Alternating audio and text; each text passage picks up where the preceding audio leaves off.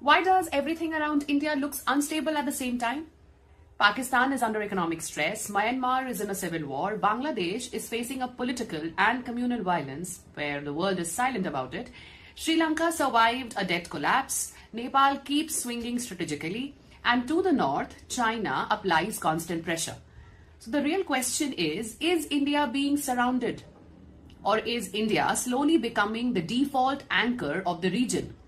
And this is not a coincidence. Sri Lanka collapsed, India helped first. Myanmar instability, spillover, India manage करता है. Bangladesh economy हो या पाकिस्तान का crisis, end of the day, impact India absorb करता है.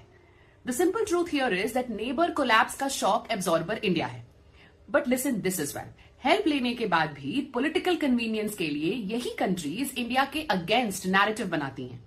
Public में criticism, behind the scenes dependence, ये सिर्फ hypocrisy नहीं है, ये survival politics है.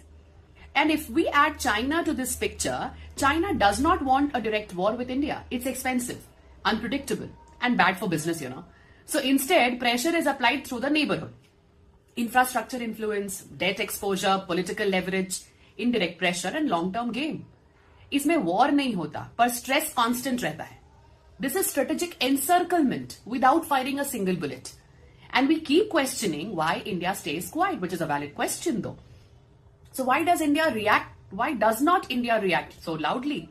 क्योंकि India understands, India समझता है that refugees missile से ज्यादा destabilizing होते हैं, narrative wars border से ज्यादा dangerous होते हैं, neighbor collapse से India की growth slow होती है, इसलिए India का response है patience, economic gravity and noise containment.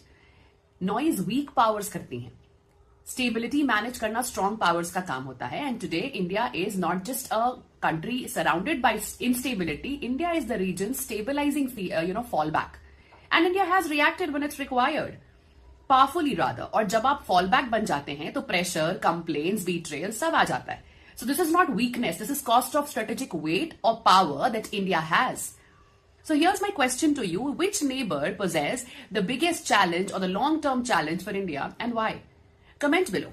And if you want geopolitics explained without such noise, follow Beyond the Bulletin.